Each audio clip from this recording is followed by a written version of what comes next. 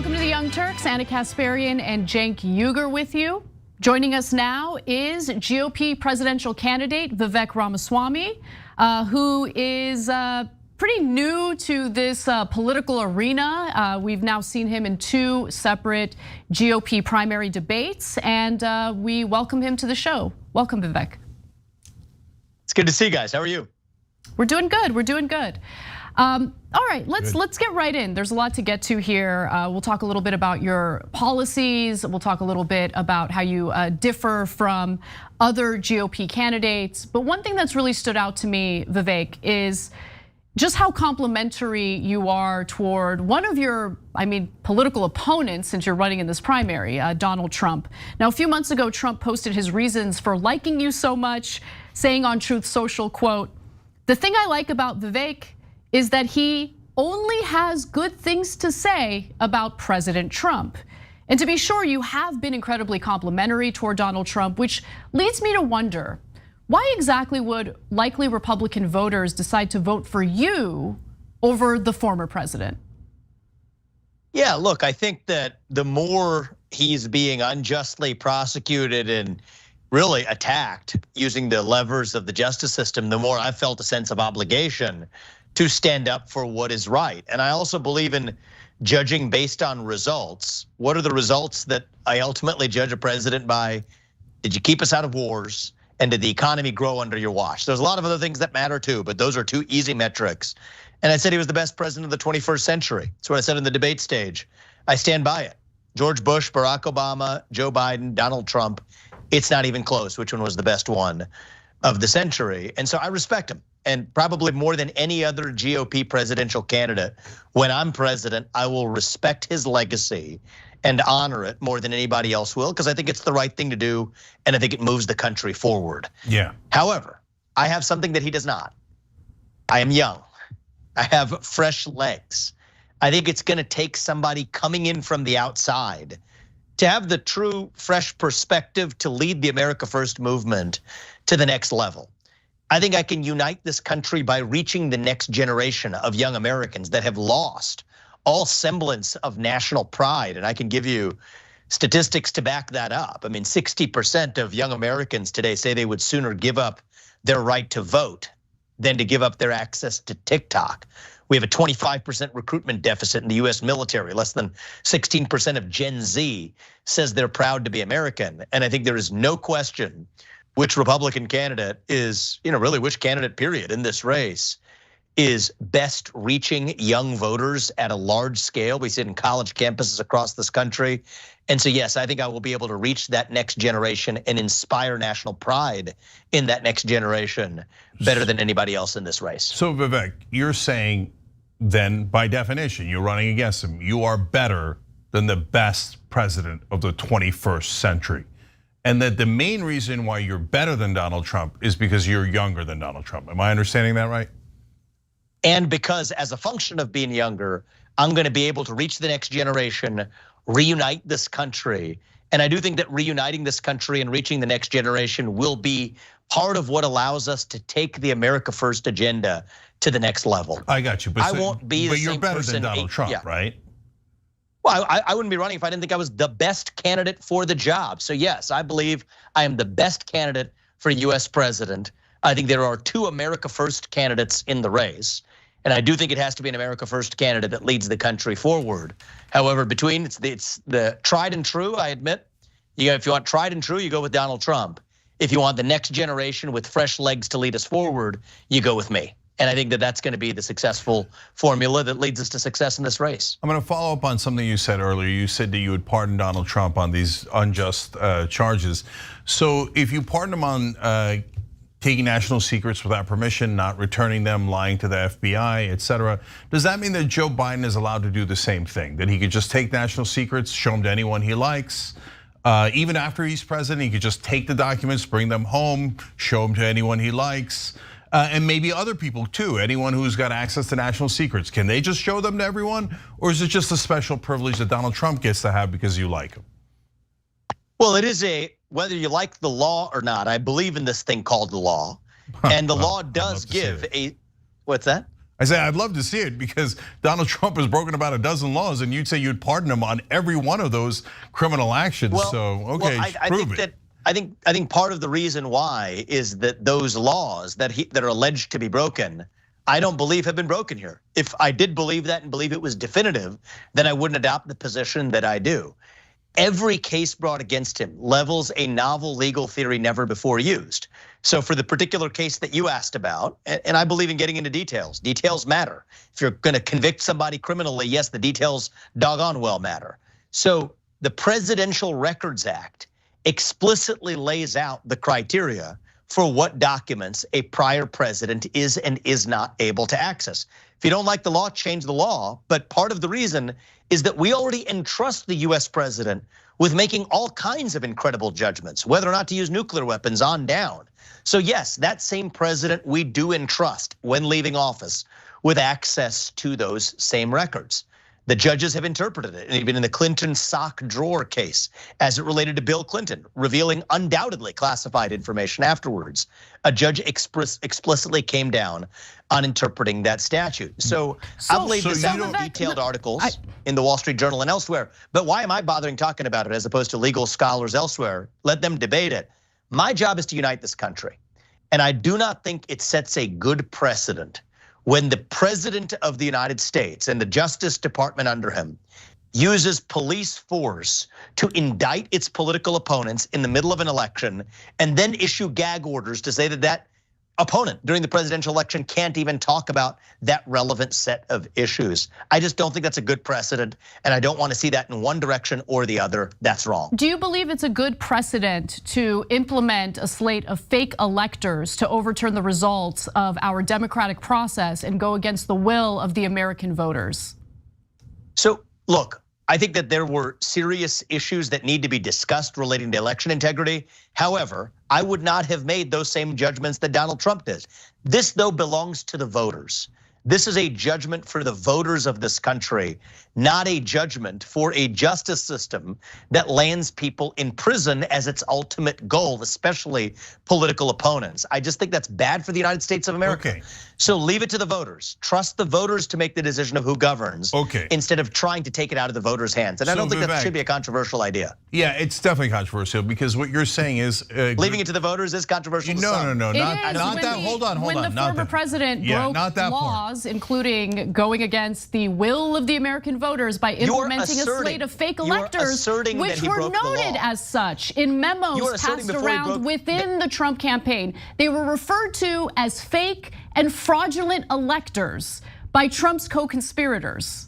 That is part of the evidence. Another piece of evidence that I think is compelling, to say the least, is that they had fake electors in the state of New Mexico, which had absolutely no pending litigation in regard to election fraud. We have a court and a legal system, and if you want to go into the details of this, the First Amendment absolutely protects, and courts have held this for a long time, dating back to a case called Alvarez, I think it was in 2012, that political officials, including candidates for election, unfortunately, like it or not, have the First Amendment right not to tell the truth. That's just a fact. It's not something that we should necessarily. So Donald Trump was lying. So Donald Trump was lying. That's for the courts to decide. But what I'm telling you guys is, so then he should be tried. If it's for the courts to decide, and we live in a country of laws, and he's being charged with a very important criminal act, why do you get to decide instead of the court system and say, oh, just let him off? Who cares what that evidence is? Because nobody else has been charged under the same set of facts. Because no one else tried to do a coup against America with a fake elector scheme. Do you know a second person who's ever been accused of that? We've had contested elections dating back to the late 1800s in this country, and a lot. Yeah, but no one ever did fake electors and tried to do a coup, Vivek. So are you saying, because this is really important, because good for the goose is good for the gander. So you're saying Joe Biden on his way out can take any national secrets and show them to anyone he likes. He could, maybe you could even sell them, whatever. He could just take them. Who cares? He can sell them. And hold on. I'm pretty clear about this. You can't sell them. Okay, all right. But if Donald Trump is charged with selling them, are we allowed to try him then? Or do we just have to let him go no matter what he's charged with? we're going to be on for most of an hour, so I think it's just important for you to understand something about me. I care about the details. Facts actually matter. I don't care about the details random as well. jousting. And you just implemented a law having to do with political speech of a president and extended it to the actions of the president. If the actions of the president are criminal, he should be held to the same. Excuse me, I'm still speaking. Can you please let me finish my statement?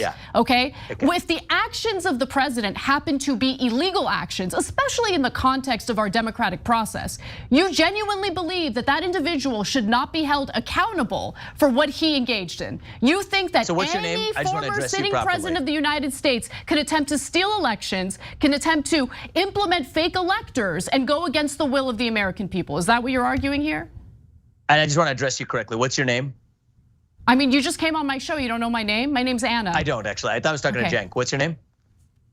My name is Ana. Ana, good. No, we're gonna be chatting for a while. I just wanted to address you conversationally. Should have prepared for the interview ahead of time. Well, Ana, you guys invited me on your show. I'm making some time for you guys. I'm happy to have the open debate. Let's get some facts actually straight here. I thought you were detail oriented. I don't know. It's just you're the one. You are making. I didn't mean that as a personal affront, Ana. I promise you, and I'm looking forward to getting into substance with you.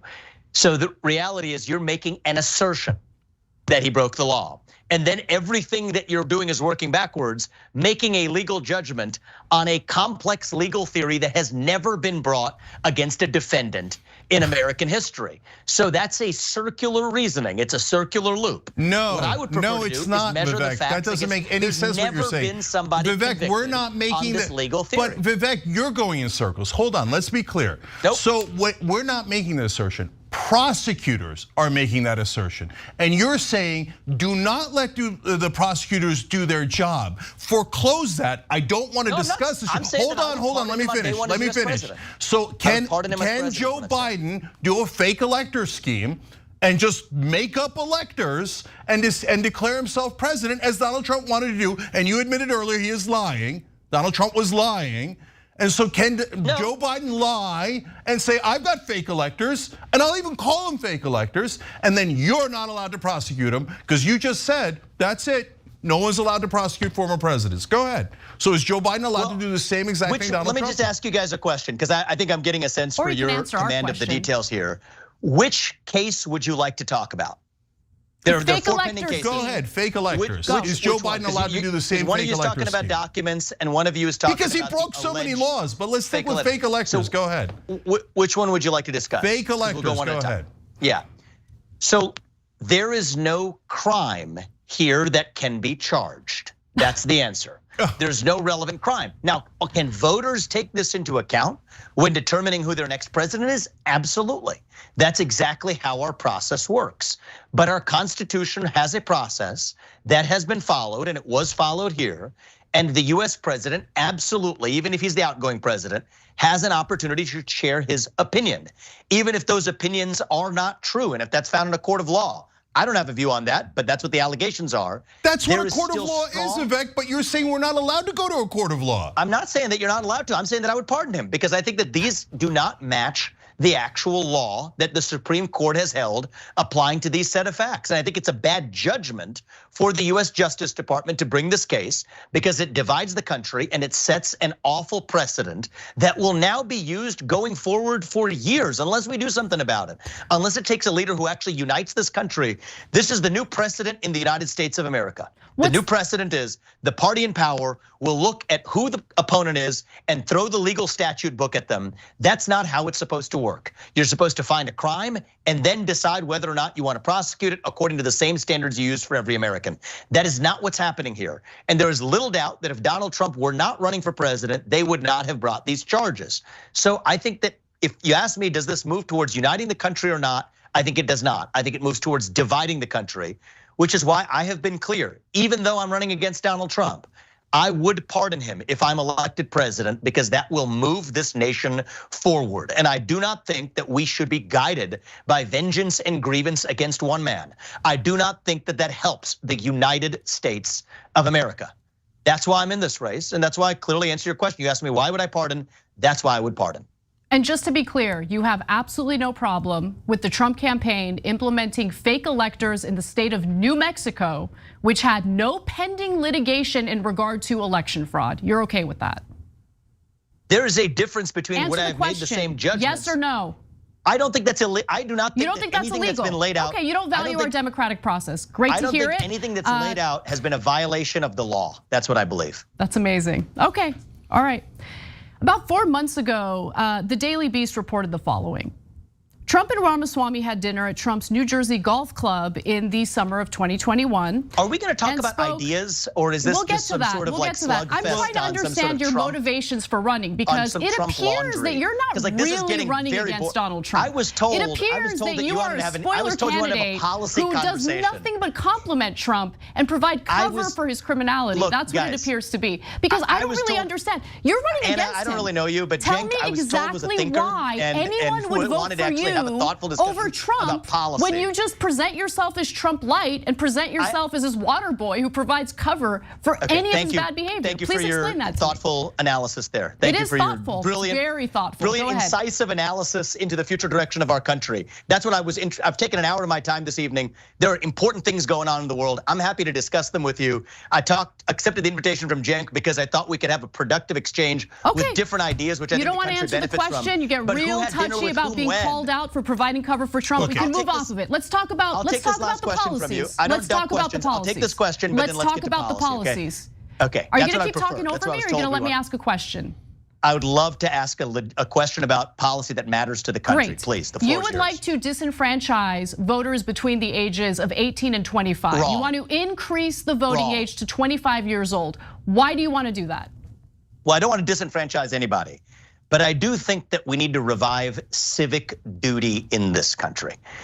So right now, I think we suffer a crisis of national pride in the United States of America.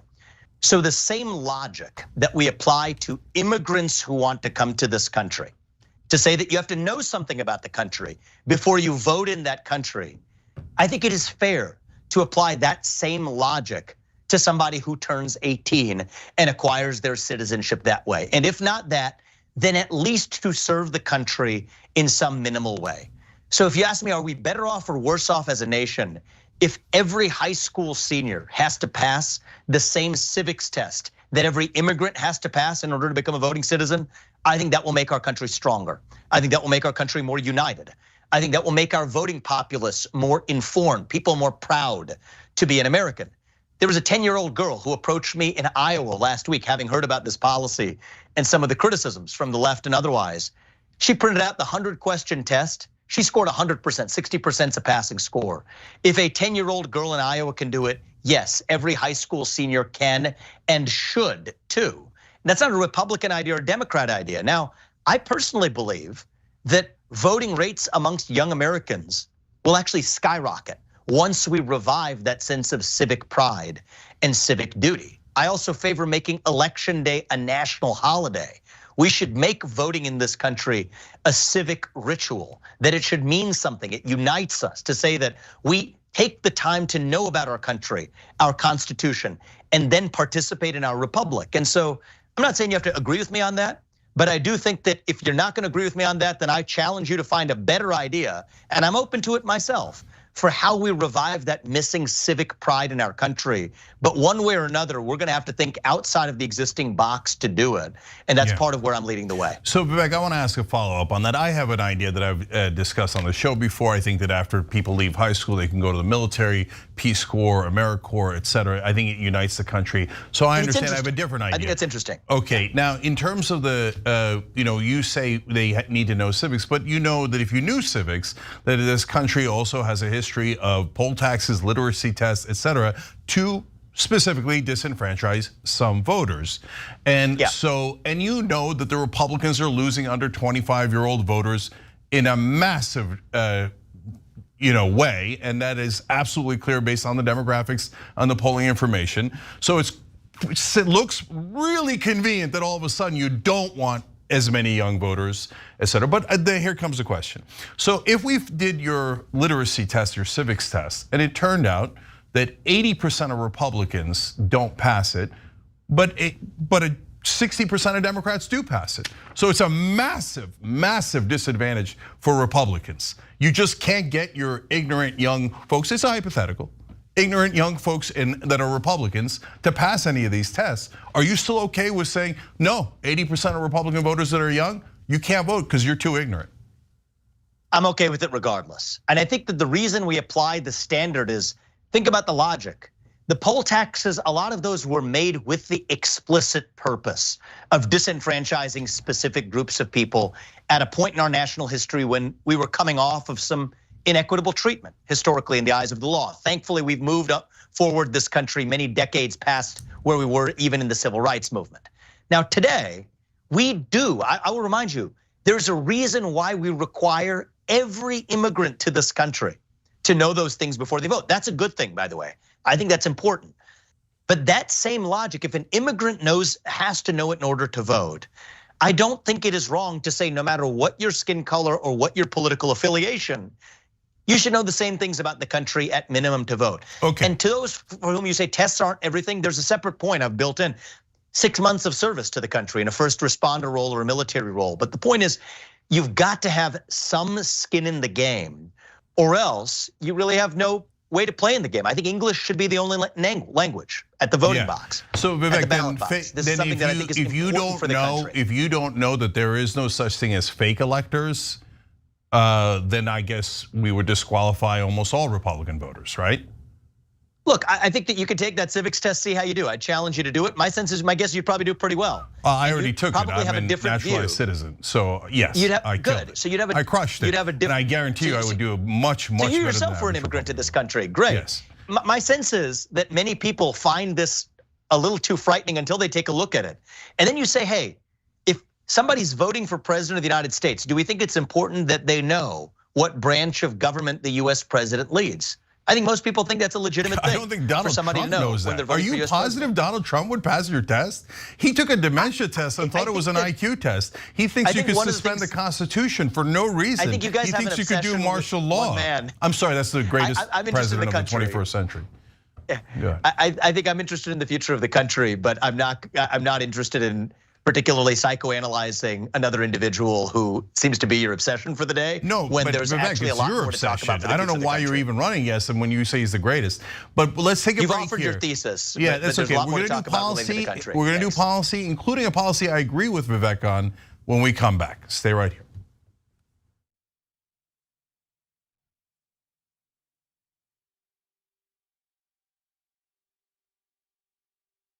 Now I'm gonna do something very different here and read some one-star reviews of the Young Turks on Apple Podcasts. Donnie Franchise said, pretty much it's like listening to a trash compactor. Someone else said, negative, anti-American propaganda. And others said, out of context, misquotes, typical leftists who are afraid to debate, just smear. These two would be perfect for CNN or MSLSD. Well, Donnie, you might have a point, because I feel like a trash compactor right now after taking in all those garbage reviews. But thanks for listening anyway. We are, in fact, unapologetically progressive. And if you're not ready for bold commentary, then we're not the show for you. On the Young Turks, we speak up about the issues that matter, and we want to make positive change happen. And now here's why we actually do the show. Mariel Morales said, found this podcast from the True Crime Podcast, Fruit Loops, and other great progressive podcasts. I've become an instant fan of the Young Turks. Great conversation, great takes, very well composed, factual podcast, very informative. Love to hear that. Z55 said, it's a joy to experience such awareness and intelligence from fascinating people. And Ana is gorgeous and brilliant. Apparently I'm just fascinating, but I'll take it. Paul for Progress said, news well delivered. Appreciate it. KOOK said, Democrats and Republicans are fair game for TYT. And if Ana or Cenk provide disinformation about anything, they will admit they made a mistake and correct it. We appreciate you noticing that we are honest. To people who actually listen to the substance of the show, thank you. Your listenership supports what we do. Leave a 5-star rating for the Young Turks on Apple Podcasts. Let's take the ratings back from the trolls.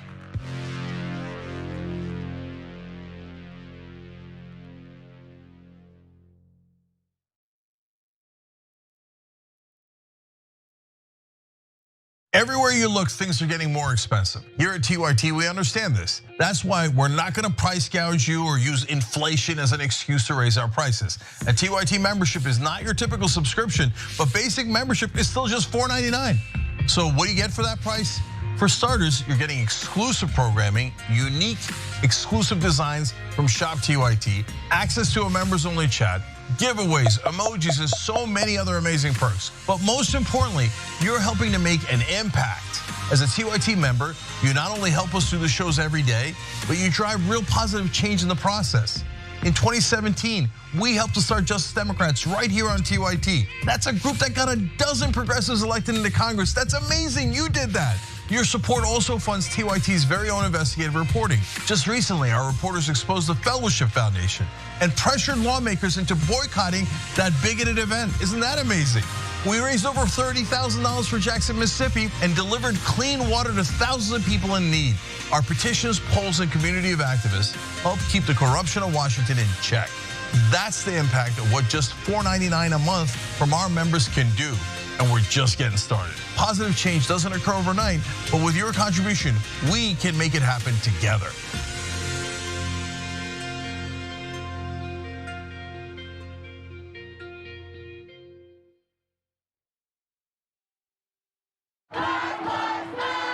You don't see a lot of news coverage in the mainstream media of the peaceful Black Lives Matter protests that happened throughout the country. Black Americans are hurting. Minorities in this country are hurting.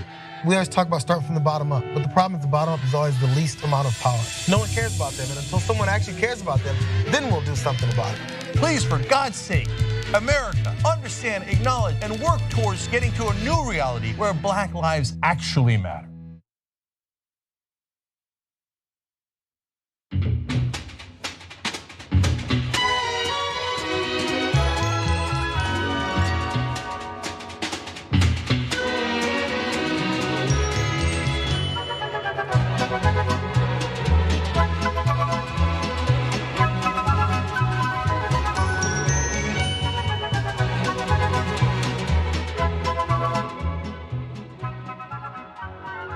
Vivek Ramaswamy, I just want to make it clear, I'm a co-host on the show. Anna's not only the main host, but she's the executive producer of the show, hence she invited Vivek Ramaswamy to be on. All right, Vivek, Thank you for that. Yeah, Vivek, you've said on the debate stage that the other candidates were bought and paid for. Now that's a thing that I very much agree with, and not just about Republicans. So, but you seem to have waffled on that from debate to debate, but we're here so you can clarify. So when you say bought and paid for, what do you mean by it? Yeah, I mean that these are actually mostly, as I've gotten to know them, it's less waffling, but more my view has evolved a little bit. I actually think that most of them, not all of them, but most of them are good people, but they have been tainted by a broken system. So what do I mean by that? I mean, it's a lie that there's actual limits to what you can give to a political candidate.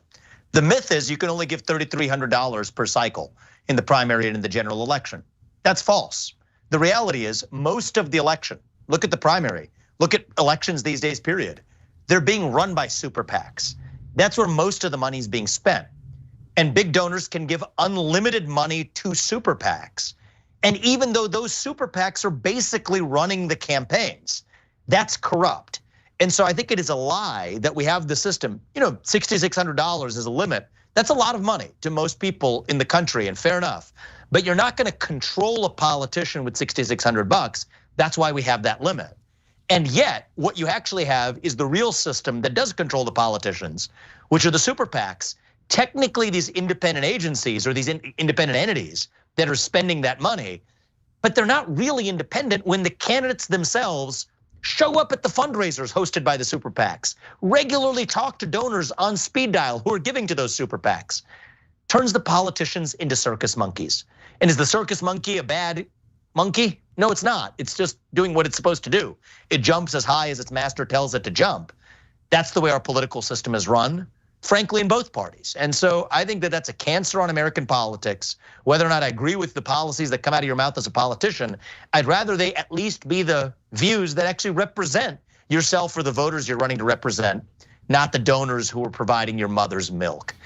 And I think this is hopefully a nonpartisan point that we can agree on. This used to be a calling card on the left. I'm trying to make this part of the America First movement on the right, and I'm actually getting a lot of grassroots support for it. Yeah. But the donor class does not like me talking about this, and that's why they've come down on me like a ton of bricks. Yeah, I don't disagree with that, but so just to be clear, so Nikki Haley and others are circus monkeys who are corrupt. I think that the people who are running in the Republican primary, whose money is principally funded by super PACs, are really just vessels for their super PACs. That includes Ron DeSantis, Nikki Haley, Tim Scott, anybody whose campaign is principally being spent via their super PAC rather than their campaign. It's just a fact. That's the way it works. You used stronger language about this, which I agreed with during your interview with Sean Hannity. I want to give the audience a little snippet of what you had to say. Let's take a look. Why would you accuse Nikki Haley of being corrupt? I don't believe that somebody should be able to be the next commander-in-chief if they have monetized their time in government, going from being in debt to making $8 million through military contracting businesses, through service on the board of Boeing. Frankly, it is shameful for somebody to be collecting stock options from corporate boards while they're running for US president. Totally agree with you 1,000% on that. And I commend you for bringing the issue of corruption and legalized bribery to the forefront of the GOP primary debates.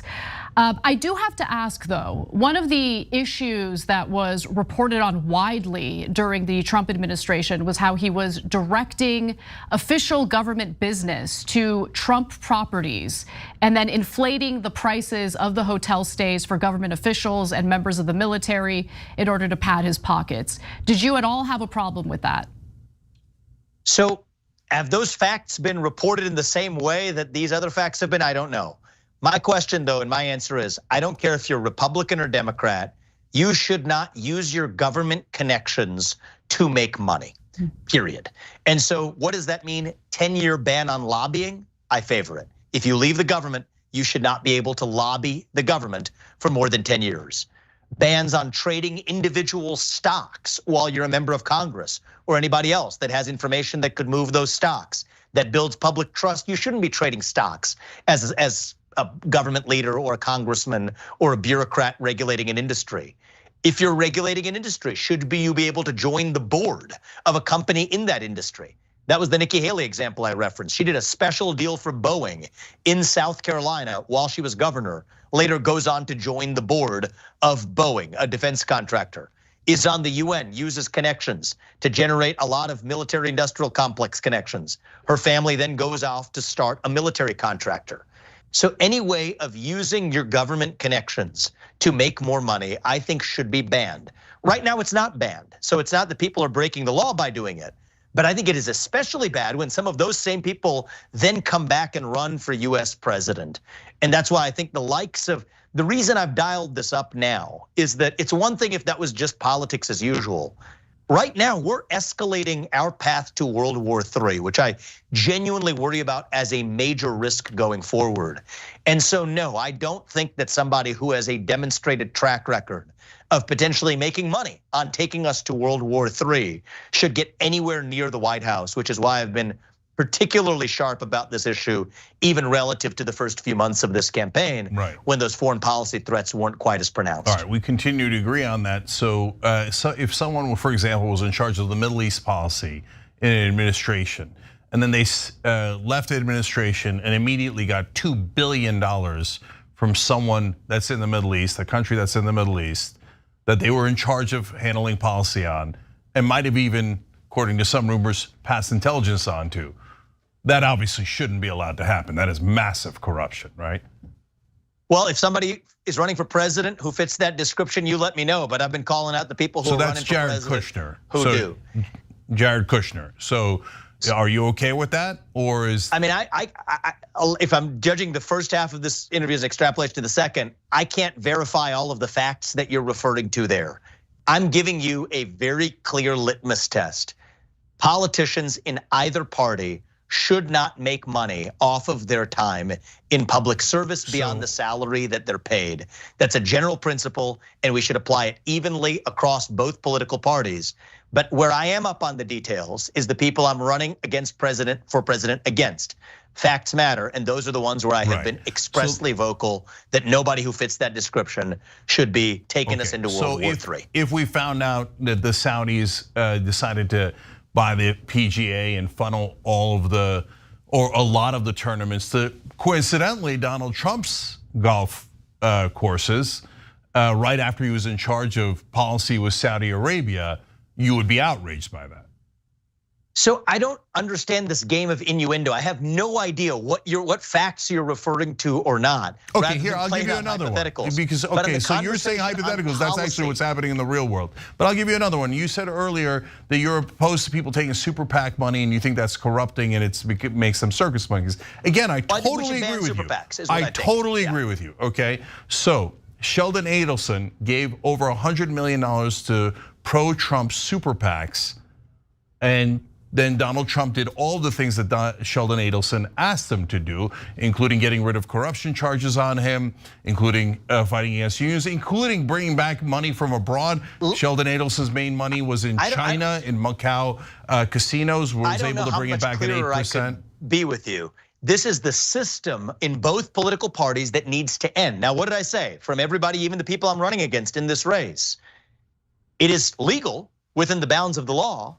I think we need to change the law so that we have an even-handed system where you don't have a special class of mega donor billionaires influencing what politicians do. Okay, so you are clear. So you're saying it does apply to Trump. So Trump was corrupt when he took his super PACs took over $100 million in both elections from Sheldon Adelson. I said the same thing I said at the very beginning. It is legal, and that's why we need to change it. We need to change the system where you do not want people to effectively have disproportionate influence on their politicians. So I think you and I agree on that. Change the law. What's the game you're trying to play? No, I'm just trying to understand. It is a corrupt system. Yeah, and Donald Trump participated in that corrupt system and is part of that corruption. That's okay. You're running against him. There's nothing wrong with that. I agree with you. I really don't. The level of obsession. I mean, the Trump derangement syndrome. It's really sad. He's polling at 59%, brother. You're polling at 7%. What do you mean a Trump derangement syndrome? Not only that. Look, in this country. But Vivek, you're running against. He's the #1 Republican candidate. You're running against him. What do you mean obsession? It's just befuddling that you refuse to call him out on anything. How many times has George Soros' son visited Joe Biden in the White House? And how much has George Probably Soros too many given times Democratic for politicians? comfort. It doesn't Who matter. cares? My point is, we have no problem with calling that out. My point is, it's not useful because you could do this for every politician in America. That's the fact of the matter. And so, as I said in the beginning, a lot of these are good people tainted by a broken system. Some of them aren't even good people, they exploit it. But most of them, I've learned, are good people tainted by a broken system. Fix the system. I'm not running against any of those candidates. I know you want me to think I'm running against Trump. I'm not running against any of those candidates. I'm running against that system. And I think that that's something that probably on a day where you're in line with your principles would agree with. Someone needs to run against that system. It is gonna take somebody who is willing to, and unfortunately the way that works today is every donor who dances to the tune of their biggest donor, every candidate who dances to the tune of their biggest donor, in my case, that biggest donor is me. And the reason I'm running is it's going to take someone for whom that's true to break that system. And I think we're gonna be successful in doing it. One more break. When we come back, we're gonna ask you about your proposals on the federal government. You have some interesting proposals for massive cuts. And so it's worth discussing. Let's take that last break and come right back.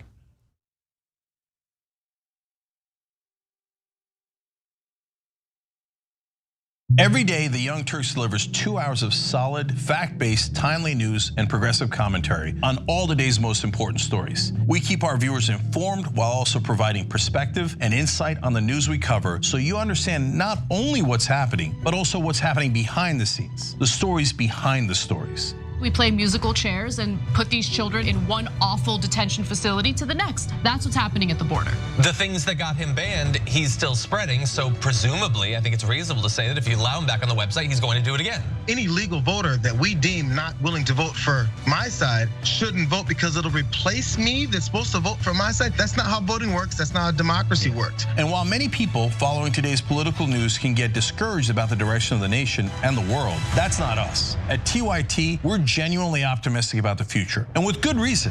Today, wide majorities of Americans agree with our progressive stances on issues ranging from healthcare and education to climate, immigration, and wages. The rising generation of young people are also overwhelmingly progressive in their political beliefs and policy objectives. And they're increasingly flexing their muscle as voters and activists to demand change from our elected officials. The traditional mainstream media is mostly AWOL. They, along with the government and many other cherished institutions, have been captured by corporate interests. Audiences sense that they're not getting the whole story or even the truth from once trusted outlets, whether broadcast and cable TV news networks or national newspapers and magazines. The antidote is the Young Turks. Unlike mainstream corporate outlets, we're not beholden to corporate advertisers, to defense contractors, to Wall Street, or to Big Pharma, and we don't carry water for the Republican or Democratic parties. So watch us Monday to Friday at 6 p.m. Eastern, 3 p.m. Pacific, and join the thousands of progressives around the globe who tune in every day for TYT's unmatched, award-winning content and see what it's like to experience a news organization that only answers to you. I don't care if you're Christian. In fact, I will fight for you to have your religious liberty and practice your Christianity. I believe in that. I don't believe in Christianity, which means that you do not get to dictate the way I live my life based on your religion. I don't care what the Bible says. You have every right in the world. All those women who identify with your religion have every right in the world to not get an abortion, to not take birth control, but they do not have the right to dictate my life and what I decide to do with my body. I don't care about your goddamn religion. I'm so tired of having nonstop conversations about what the Bible says. You live your life in the way that you interpret the Bible. Again, I don't care, but you don't get to take the Bible and tell me, well, the Bible says this in this chapter, in this verse. I don't care. I don't care. I don't believe in it. And I have the right, based on our Constitution, to not believe in it. Join the Dragon Squad by becoming a YouTube channel member. Click the join button below or sign up on tyt.com/join to get access to fun emojis, a member-only chat, exclusive shop TYT designs, ad-free watching, and so many other amazing perks. Plus, you get bragging rights for being part of the coolest community on the internet and help us drive real positive change in the world. The Dragon Squad awaits, so join today.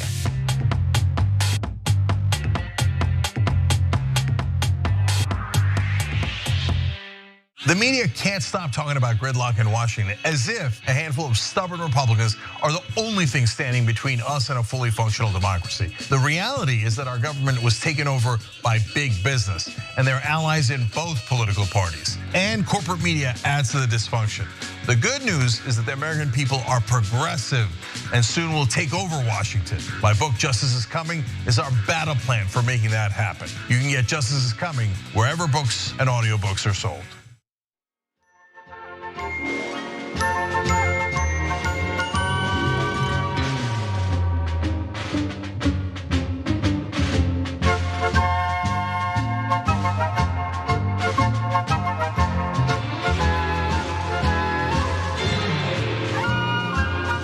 Back on the Young Turks, Ana Kasparian and Cenk Uygur with you guys, talking to Vivek Ramaswamy running for president on the Republican side. Vivek, you have proposed cutting giant parts of the United States government at the federal level and at the executive level.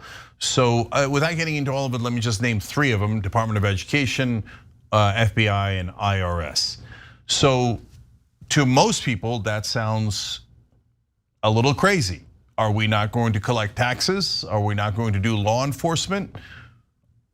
So tell us why getting rid of the IRS, as an example, makes any sense at all. Well, I think that's just an administrative reorganization. Downsize it, move it to the US Treasury so it's a revenue collection process. I can tell you about the FBI. I mean, this is the one I get a lot of questions about, and I think is the most understandable pushback that people have, and I can do the education one too. There's 35,000 employees at the FBI. 20,000 of them are in back office functions in the J. Edgar Hoover building and back offices in this bureau. They can go home and find honest work in the private sector. But the 15,000 agents on the front line should be moved to agencies like the US Marshals, or to the Financial Crimes Enforcement Network at the US Treasury, or the DEA, where they will have far greater specialization and be much more effective than the agents are at the FBI right now in investigating child sex trafficking crimes, which the FBI has not been very good at. The US Marshals has done a better job at. specialized white collar investigations, where people at the FBI lack the specialization that people at the US Treasury Department's Financial Crimes Enforcement Network actually have. And this is also a way of addressing what I see as generational corruption in the FBI. The same Bureau of Investigation that used to go after the likes of Martin Luther King Jr., threatening him with suicide over improperly collected tapes, is now going after individuals of a different political persuasion. And it was wrong then as it is wrong now. Bureaucracy is a formula for breeding corruption. And I think the right answer is you can't just incrementally reform that. You have to shut it down, but do it in a pragmatic way that increases effectiveness while reducing cost and corruption.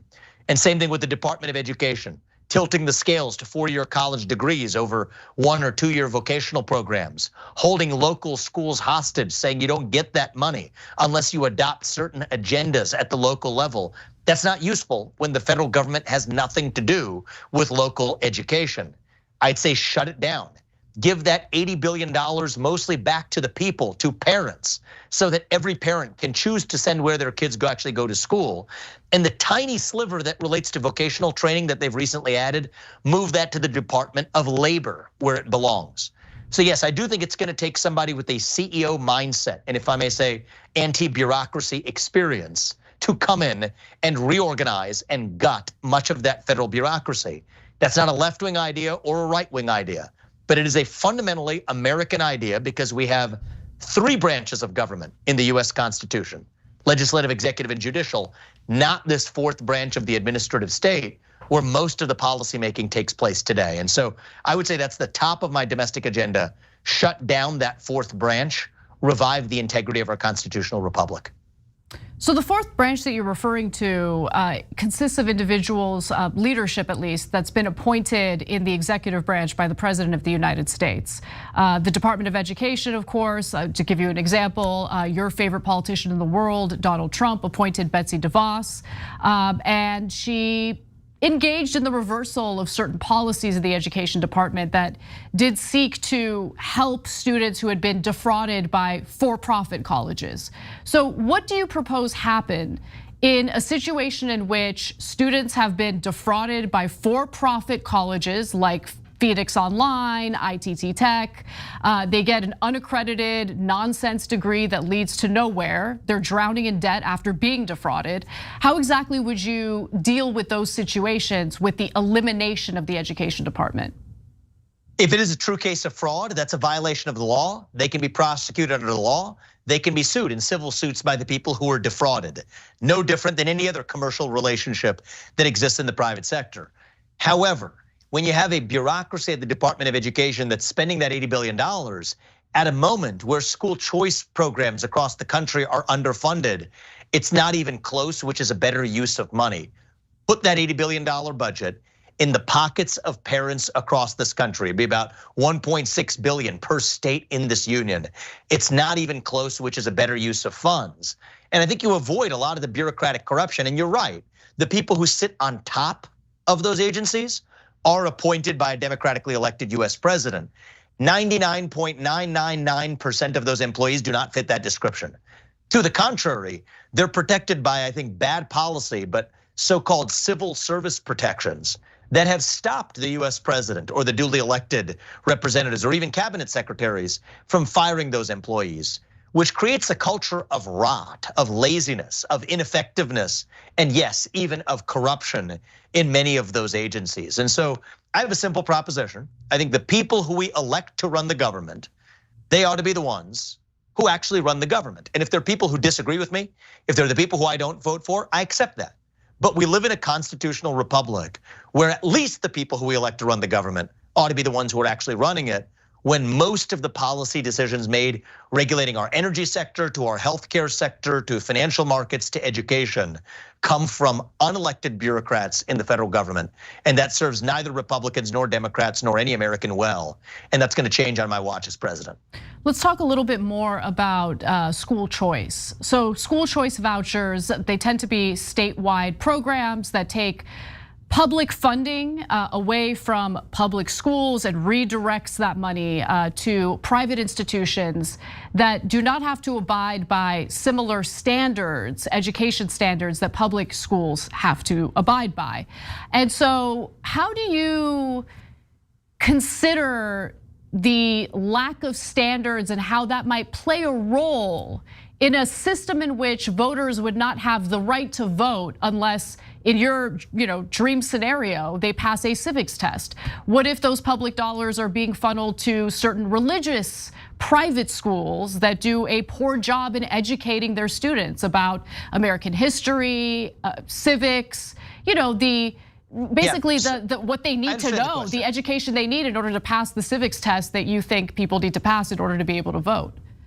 So as it relates to standardized testing as one metric among many, and other metrics also track it, it's actually the reverse that you see that's true. Public schools are badly failing across this country. And if you look at the correlation between the schools that spend the most money per student, Ana, those are the schools that achieve the poorest results 90% of the time across this country. So the irony is, if a parent is moving a kid from a school that spends more money per student to a school that spends less money per student, 90% of the time they're moving to a school that actually has higher achievement as it relates to standardized tests and other metrics. So in my view, I actually have a somewhat radical idea on this. Let's say it's in New York City, where I can give you the actual numbers. It's $40,000 per student per year in the failing public schools, to good charter schools or private schools or even better public schools that are spending $20,000 or $15,000 per student per year. I think that parent, that kid, should be able to take half that difference with them. If you put that in the kid's account, invest it normally, that kid graduates with a $250,000 graduation gift. It's not even close what accounts for a better use of money. Now, here's the problem. Those schools that are producing those poor results, they have one constraint that a lot of those private schools and charter schools don't. Those are teachers' unions. And so I've had actually both experiences in my own life. I went to a not great public school, 1st through 8th grade. And then my parents decided to work extra hard and make some sacrifices to be able to send me to a private school for high school in Cincinnati. Just look at the last several years. In the COVID pandemic, the Cincinnati public schools were closed for a full year and then almost a full next year. This high school that I went to, there were 4 total days that were closed the entire time. So it's not that COVID only affects kids at public schools or teachers at public schools. To the contrary, these teachers' unions are failing our kids, failing the very constituents, the very members of the public they're supposedly serving. So yes, I do think competition, there's no perfect solution, but I think competition is the next best solution to perfect.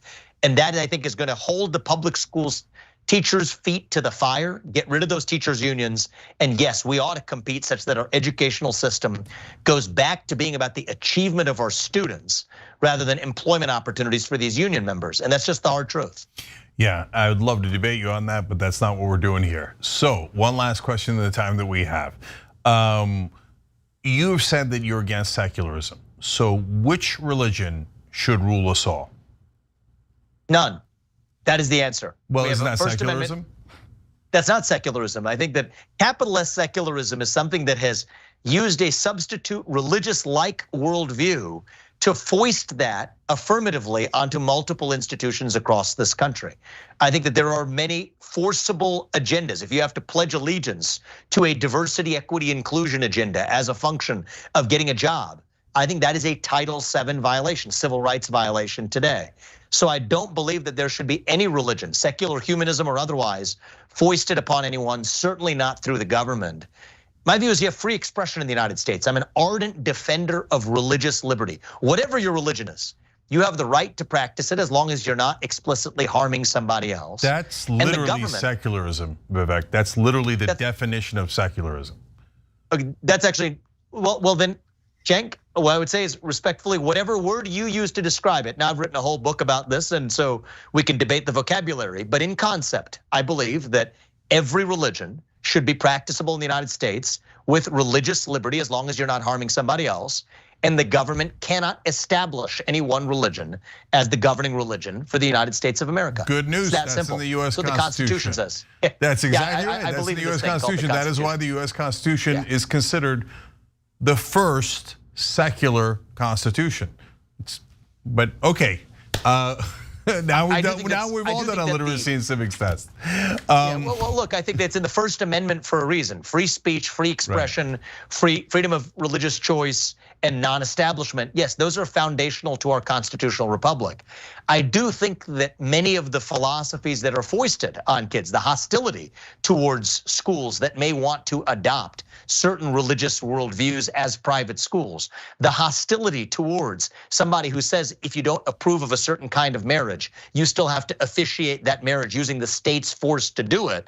That's what I mean by capital S secularism, to say that you are forcing somebody to do something that violates their religion using the government's power to do it. That is what I reject. And so call that what you want. It's not the vocabulary that matters, it's the concept. I am against that. And you may disagree with me on that, but at least we can smoke out where our likely disagreement is rather than worrying about the verbiage. All right, we are out of time. Vivek Ramaswamy, presidential candidate on the Republican side, we appreciate you joining us on the Young Turks. Thank you. Thank you, and I appreciated the latter part of that, focused on a great policy debate. Thank you, guys. All right, we'll see you guys some more.